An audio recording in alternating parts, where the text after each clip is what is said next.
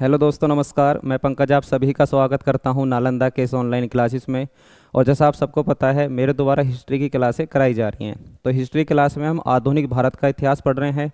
और आधुनिक भारत के इतिहास में भी हमने टॉपिक स्टार्ट करा हुआ है कंपनियों का भारत में आगमन।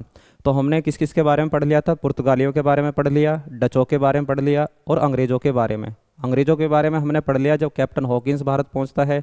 उसके बाद सर टॉमस रो भारत पहुंचता है। उससे आगे हम कहानी स्टार्ट करने वाले हैं। तो आगे क्या पढ़ना है उसको स्टार्ट करते हैं कि भारत में सर टॉमस रो के बाद कैसे अंग्रेज अपना विस्तार करते हैं। तो ध्यान से सुनना। कहानी होती है 1623 की, है ना। वहाँ तक हम पढ़ लिए 1615 तक। 1615 तक हमने पढ़ लिया। उसके बाद 1623 तक अगर आपसे पूछे कि 1623 तक अंग्रेज़ों ने, एक तो अजमेर, हम ये कहेंगे अजमेर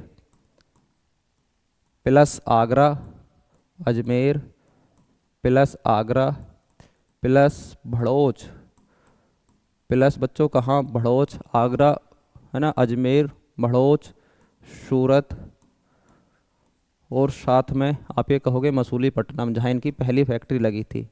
मसूलीपट्टनम, मसूलीपट्टनम, मसूलीपट्टनम में अपनी फैक्ट्री स्थापित कर ली थी, अपनी कोठी स्थापित कर ली, अपनी कोठी स्थापित कर ली। देखो करना क्या है, प्रश्न में क्या पूछा है, कर ली, कर ली। आपको क्या करना है, आपसे पूछेगा कि बताओ कब तक, है ना, पूछा भी गया है कि कब तक अंग्रेजों ने अपनी कोठी अजमेर, आगरा, भड़ोच, सूरत, मसूलीपट्टनम में स्थापित कर ली। तो आप कहोगे 1623 तक। कब? 1623 तक। फिर आगे समय आता है 1640 का। फिर आगे समय आता है 1640 का।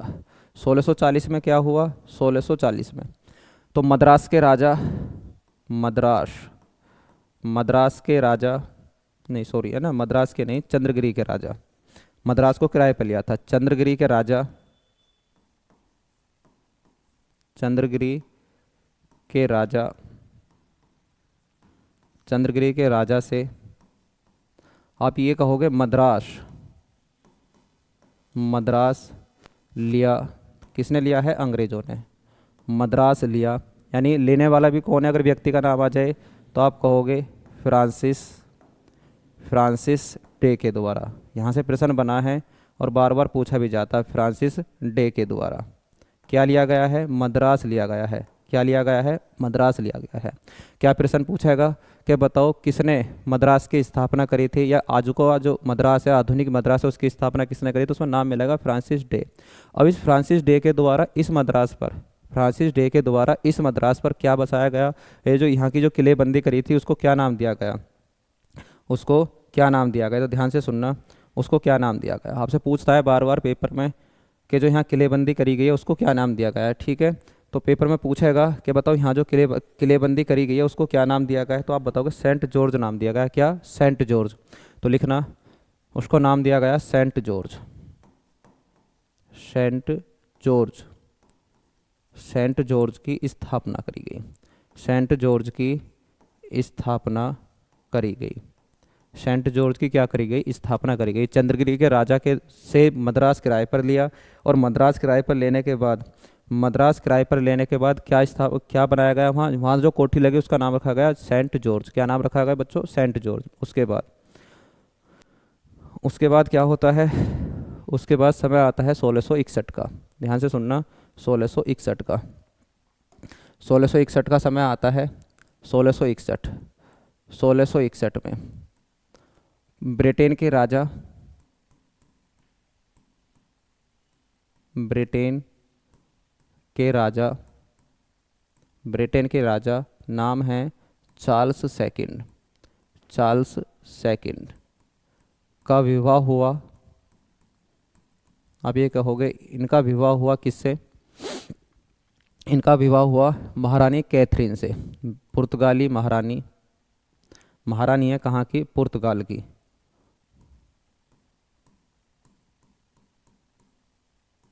पुर्तगाली महारानी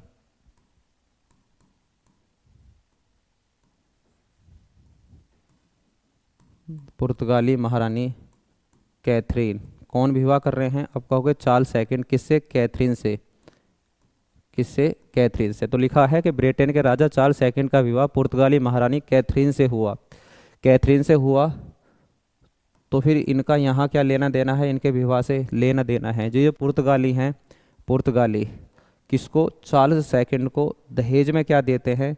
तो आप बताओगे दहेज में क्या दिया गया? मुंबई दिया गया। क्या दिया गया? आज का मुंबई, यानी उस समय का मुंबई। मुंबई दिया गया, मुंबई दिया गया। अब चार्ल्स सेकंड तो यहाँ बसने के लिए आएंगे नहीं, तो चार्ल्स सेकंड ने दिमाग लगाया कि ये बताओ भारत में शासन कौन कर रहा है, या भारत में हमारे यहाँ से कौन गया हुआ है। सबको पता है इस समय ईस्ट इंडिया कंपनी अपना है ना प्रयास कर रही है लगातार विस्तार करने का। तो चार्ल्स सेकंड ने कहा कि आप इस मुंबई को किसको दे दो? किसको दे दो? है ना, ईस्ट इंडिया कंपनी को।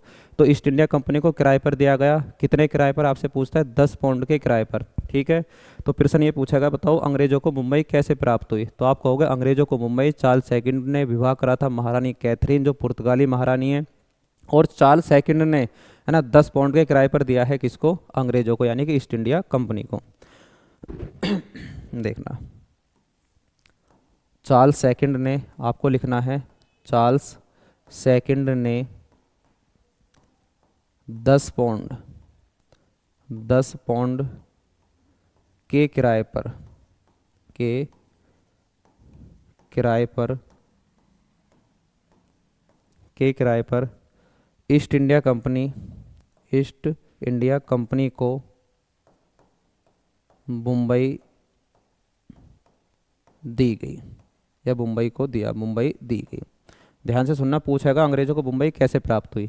तो चार्ल्स सेकंड ने विवाह करा है महारानी कैथरीन से, महारानी कैथरीन से। और ईस्ट इंडिया कंपनी ने इसे किस पर लिया है? 10 पाउंड के किराए पर लिया है। किस पर? 10 पाउंड के किराए पर। फिर एक व्यक्ति का नाम सुनोगे आप, गेराल्ड ऑन्गर का। तो एक व्यक्ति हैं कौन? गेराल्ड। ये बार बार नाम आप सुनते हो, गेराल्ड ऑन्गर का आप नाम सुनोगे, गेराल्ड ऑन्गर का। कौन है ये गेराल्ड ऑन्गर? जो आप जब मुंबई देखते हो, है ना, आपसे पूछेगा जो मुंबई है, आधुनिक मुंबई, आधुनिक मुंबई की स्थापना, आधुनिक मुंबई की स्थापना किसके द्वारा करी गई? यानी मुंबई को किसके द्वारा बसाया गया? मुंबई की स्थापना। तो आप कहोगे किसके द्वारा करी गई है स्थापना? वो ये व्यक्ति हैं कौन? गेराल्ड ऑन्गर के द्वारा। पूछता है बार बार, जैसे चारनोक पूछेगा कलकत्ता की, फ्रांसिस डे पूछेगा तो आप बताओगे मद्रास की, और हम बात कर रहे हैं किसकी? मुंबई की। तो चार्ल्स सेकंड ने विवाह करा महारानी कैथरीन से, दहेज में मिली है मुंबई, और चार्ल्स सेकंड ने दे दिया किसको? ईस्ट इंडिया कंपनी को। और आज की जो आधुनिक मुंबई है उसकी स्थापना कौन करता है? गेराल्ड ऑन्गर करता है। एक क्वेश्चन आपसे यहाँ से बनेगा 1661। उसके बाद देखना 1661 के बाद, 1661 के बाद क्या हुआ? एक व्यक्ति हैं अजीम उसान, जो सूबेदार हैं कहाँ के? आप कहोगे वो सूबेदार हैं बंगाल के। तो लिखना बंगाल के सूबेदार, बंगाल के। पूछ लेता इस प्रश्न को भी, किसने ये गांव इनको दिए थे ना? बंगाल के सूबेदार, बंगाल के सूबेदार। नाम है बच्चों अजीम उसान, अजीम उसान, नाम है अजीम उसान, नाम है अजीम उसान, है ना। बंगाल के सूबेदार अजीम उसान ने ईस्ट इंडिया कंपनी को, ईस्ट इंडिया कंपनी को, ईस्ट इंडिया कंपनी को 3 गांव, 3 गांव, है ना, ये भी रेंट पर थे, 3 गांव दिए। कौन कौन से थे? तो आप बताओगे, एक था कालीकत, कालीकत जो आगे चलकर कलकत्ता बनेगा, या आगे कैसे कैसे कलकत्ता बनेगा इस बारे में हम पढ़ने वाले। कालीकत, सूतानती, एक का नाम था सूतानती, और एक का नाम था बच्चे गोविंदपुर। तीसरा कौन सा था? गोविंदपुर, गोविंदपुर। ये तीनों गांव दिए हैं किसने? अजीम उसान ने। किसको दे रहा है? अंग्रेजों को, यानी ईस्ट इंडिया कंपनी को। कालीकत, सूतानाती और गोविंदपुर। मैंने कहा ना कि आपसे पूछेगा बताओ अजीम उसान के बारे में, सूबेदार कहाँ का है? तो आप बताओगे बंगाल का सूबेदार है। किसको क्या दे रहा है? तो आप बताओगे अंग्रेजों को क्या दे रहा है? एक 3 गाँव दे रहा है, 3 गाँव दे रहा है, जिसका नाम है, जिनों का नाम है कालीकत, सूतानती और गोविंदपुर। अब प्रश्न पूछेगा इन तीनों को मिलाकर किसकी स्थापना करी गई, या जो यहाँ किलेबंदी हुई थी उसको क्या कहा गया? प्रश्न बार बार पूछता है उसी के बारे में कि फोर्ट विलियम की स्थापना कहाँ हुई थी। देखें, इन्हीं को मिलाकर ऐसे लिख लेना, इन्हीं इन्हीं गांवों को मिलाकर, पहले तो ये लिखना, इन्हीं गांवों को मिलाकर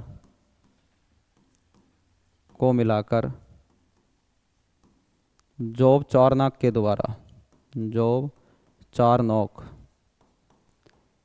जोब चारनॉक, ठीक से लिख लेना, जोब चारनॉक, क्योंकि ये प्रश्न आता है कि कलकत्ता की स्थापना किसने करी, है ना। जोब चारनॉक के द्वारा कलकत्ता की स्थापना करी गई। कलकत्ता पूछ लेना, आधुनिक कलकत्ता की स्थापना किसके द्वारा करी गई, तो जोब चारनॉक के द्वारा।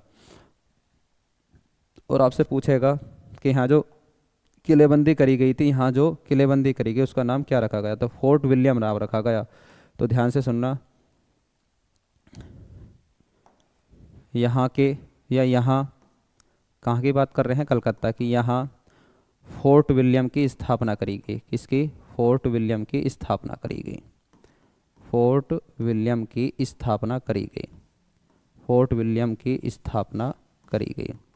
तो दो प्रश्न बनेंगे, स्थापना करी गई कैसे। तो प्रश्न पूछेगा कलकत्ता की स्थापना किसके द्वारा करी गई है, तो आप बताओगे चारनॉक के द्वारा, चारनॉक के द्वारा। और फोर्ट विलियम कहाँ बनाया गया, मतलब जो वहाँ किलेबंदी करी है उसका नाम क्या रखा गया, फोर्ट विलियम नाम रखा गया। क्या नाम रखा गया, फोर्ट विलियम। तो हम पढ़ रहे हैं कि 3 गांव हैं जो अजीम उसान ने दिए हैं, किसको, ईस्ट इंडिया कंपनी को, कालीकत, सुतानाई और गोविंदपुर। और इन पर ही क्या कलकत्ता की स्थापना करी गई है, जोब चारनॉक के द्वारा। उसके बाद, है ना, जोब चारनॉक ने ही यहाँ जो किलेबंदी करी उसका नाम रखा गया फोर्ट विलियम। क्या नाम रखा गया, फोर्ट विलियम। फिर कहानी आती है 1715 में, है ना, अध्यक्षता में एक मंडल भारत पहुंचता है, यानी हम पढ़ते हैं जैसे जॉन सरमन के द्वारा। लिखना इसमें,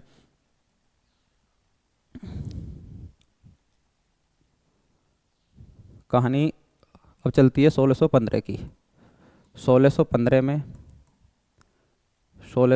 में जॉन सरमन की अध्यक्षता में, जॉन शर्मन की अध्यक्षता में, शर्मन की अध्यक्षता में, यहाँ से बहुत प्रश्न बनता है ना। अध्यक्षता में एक मंडल भारत पहुँचता है, एक मंडल भारत पहुँचता है, भारत पहुँचता है। क्या प्रश्न बनेगा अभी मैं आपको बताता हूँ, पहुँचता है। देखो ध्यान से सुनना। तो इस समय शासन चल रहा है फर्रुखसियर का, किसका, फर्रुखसियर का। फर्रुखसिया यानी फर्रुखसियर एक फोड़े की बीमारी से बड़ा ग्रस्त था, उसके घुटने में फोड़ा था। वो इतना परेशान था, उसने ऐलान करवाया था कि अगर कोई भी मेरे इस फोड़े का इलाज कर देगा उसे मैं मुँह मांगा इनाम देने वाला हूँ। तो इसी, है ना, 1615 में जब जॉन सरमन आ रहा है, इसकी अध्यक्षता में ही एक व्यक्ति हैं जिनका नाम है, एक शल्य चिकित्सक, एक हैं शल्य चिकित्सक, एक हैं शल्य चिकित्सक, शल्य चिकित्सक, जिनका नाम है हैमिल्टन। क्या नाम है, हैमिल्टन। हैमिल्टन, ये वो व्यक्ति हैं हैमिल्टन जिन्होंने फर्रुखसियर के फोड़े का क्या कर दिया, इलाज कर दिया। जैसे ही उसके फर्रुखसियर के फोड़े का इलाज हुआ तो सीधी सी बात है, उसने मुंह मांगा इनाम देने के लिए कहा था। तो अंग्रेज़ क्या मांगने वाले हैं, तो अंग्रेज़ों ने कहा कि आप हमें, है ना, भारत के अंदर, आप हमें भारत के अंदर, है ना, बिना टैक्स के व्यापार करने की क्या दे दें, अनुमति दे दें, है ना, बिना टैक्स के अनुमति दे दें। तो ऐसे ही हुआ।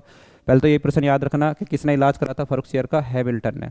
और 1717 में एक प्रश्न आएगा, 1717 में, 1717 में, 1717 में फर्रुखसियर के द्वारा, फर्रुखसियर के द्वारा अंग्रेजों को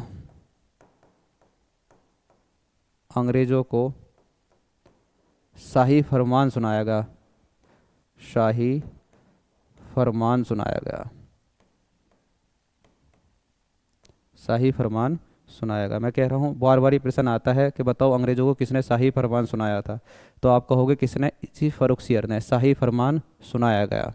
और क्या पूछेगा, सुनाया गया। तो इसको क्या कहते हैं, अंग्रेजों का, इसी शाही फरमान को कहते हैं अंग्रेजों का मैग्ना कार्टा।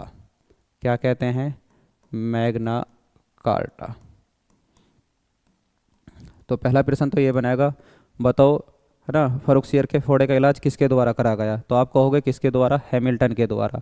आपसे पूछेगा 1717 में फरुखसियर के द्वारा, है ना, कौन सा फरमान सुनाया गया था? आप कहोगे शाही फरमान सुनाया गया। ठीक है, इसको क्या कहते हैं? अंग्रेजों का मैग्ना कार्टा कहा गया। ठीक, तो कंपनी, मैंने कहा ना कंपनी क्या मांगती है? कर मुक्त व्यापार मांगती है। तो लिख लेना शाही फरमान में, ऐसा आप लिखना,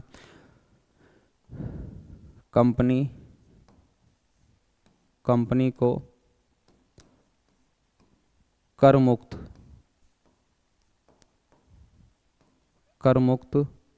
व्यापार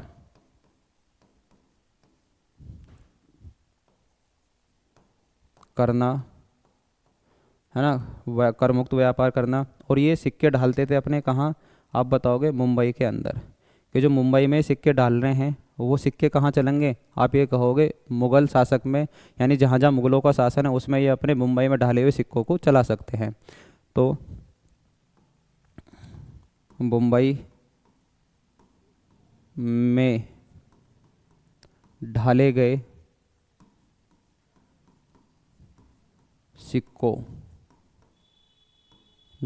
सिक्कों को मुग़ल क्षेत्र में चलाने का आदेश, मुग़ल क्षेत्र में चलाने का आदेश दिया गया। क्या आप जो वहाँ सिक्के ढाल रहे हो वो सिक्के कहाँ चलेंगे? मुग़ल क्षेत्र में चलेंगे।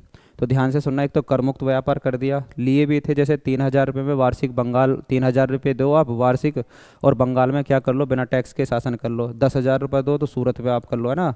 ये सब इनके लिए कहा गया। अंग्रेजों का इसे क्या कहते हैं? मैग्ना कार्टा कहते हैं। क्या कहते हैं? अंग्रेजों का मैग्ना कार्टा। एक प्रश्न आता है कि स्वर्णिम फरमान किसने सुनाया था? इसे मैं गलती मत करना, देखो ये लिखा हुआ है शाही फरमान। ये क्या लिखा हुआ है? शाही फरमान। जब स्वर्णिम फरमान का बारे में आएगा तो ये गोलकुंडा के शासक के द्वारा सुनाया गया था ना। तो मैं क्या कह रहा हूँ, एक प्रश्न आता है स्वर्णिम फरमान का, स्वर्णिम फरमान। क्या अंग्रेजों को किसने स्वर्णिम फरमान सुनाया था? स्वर्णिम फरमान तो आप बताओगे गोलकुंडा के राजा ने, गोलकुंडा के राजा के द्वारा। मैं फिर कह रहा हूँ, दोबारा ध्यान से सुनना, दोनों प्रश्न अलग हैं। ये स्वर्णिम फरमान है ना, इसे सुनहला फरमान भी कहते हैं। इसे क्या कहते हैं? सुनहला फरमान। तो ये दोनों अलग हैं, ये स्वर्णिम फरमान है और ये है शाही फरमान। जब शाही फरमान का नाम आएगा तब बताओगे फर्रुखसियर। जब आपसे पूछेगा किसके बारे में? स्वर्णिम फरमान के बारे में, तब आप बताओगे गोलकुंडा के राजा के द्वारा क्या सुनाया गया? स्वर्णिम फरमान सुनाया गया। और क्या पूछ सकता है आपसे पूछ सकता है कि जैसे मैंने पीछे बताया था, क्योंकि ख़त्म हो लिया यहाँ तक, तो जॉब चार्नक के द्वारा, जॉब चार्नक ने कलकत्ता की स्थापना करी थी, है ना। फ्रांसिस डे के द्वारा मद्रास की स्थापना करी गई और ओंगियर के द्वारा मुंबई की स्थापना करी गई। तो यहाँ तक हम पढ़ते हैं अंग्रेजों ने कैसे कैसे भारत में अपना शासन स्थापित कर लिया। थोड़ा सा और अगर देखना चाहें तो इसमें हम देख सकते हैं। तो अंग्रेज अब क्या करेंगे? आगे चलकर अंग्रेज 1757 में लड़ेंगे क्या? प्लासी का युद्ध। 1757 में प्लासी का युद्ध को जीतेंगे। प्लासी का युद्ध लड़ा गया, युद्ध को जीत लेंगे ना, युद्ध को जीता। इसके बाद 1764 बक्सर के युद्ध को जीत लेंगे, यानी 3 बड़ी शक्तियों को हरा दिया जाता है भारत में। बक्सर के युद्ध को जीता। ध्यान से सुनना, आप सब जानते हैं 1757 में प्लासी का युद्ध लड़ा गया। ठीक है, बंगाल का कौन था उस समय पर? नवाब, है ना। आप बता सकते हो बंगाल का नवाब। मैं आपसे पूछना चाहता हूँ कि उस समय बताओ बंगाल का नवाब कौन था जिसमें प्लासी के युद्ध में वो हारा था ना। उसके बाद जैसे 1764 में पढ़ते हैं बक्सर के युद्ध के बारे में, 3 बड़ी शक्तियाँ हरा दी थी। जैसे शाह आलम सेकंड को हराया गया, शुजाउद्दौला को हराया गया। शुजाउद्दौला कौन? अवध का नवाब। और साथ में मीर कासिम को हराया गया। किसके द्वारा? अंग्रेजों के द्वारा, जिसमें हेक्टर मुर्रो अंग्रेजों का नेतृत्व कर रहा था और 3 शक्ति भारत की तरफ से लड़ रही थी। आपको बताना है 1757 के युद्ध में जो प्लासी का युद्ध हुआ, एक तरफ से तो रॉबर्ट क्लाइव था और एक तरफ से आपसे बंगाल का नवाब बताना है कौन था? बंगाल का नवाब। ठीक है, तो 1764 के बाद आप सब जानते हैं, है ना, 1765 में इलाहाबाद की संधि होगी और इलाहाबाद की संधि के बाद भारत में लगेगा क्या? है ना। भारत में द्वैत शासन लगेगा, भारत की होगी लूट, लगभग 72 तक चलेगा द्वैत शासन। फिर उसके बाद बंगाल पर पूर्ण रूप से अधिकार हो जाएगा और वारेन हेस्टिंग्स बंगाल का क्या बन जाएगा, गवर्नर जनरल बन जाएगा। तो वारेन हेस्टिंग्स की नीतियाँ पढ़ेंगे आगे चलकर। अभी हम पढ़ेंगे फ्रांसीसियों का भारत में कैसे आगमन होता है। तो इसके बाद फ्रांसीसी भारत में आते हैं, तो फ्रांसीसियों के बारे में पढ़ने वाले हैं अगली क्लास में। तो आज के लिए इतना ही। ओके, टाटा।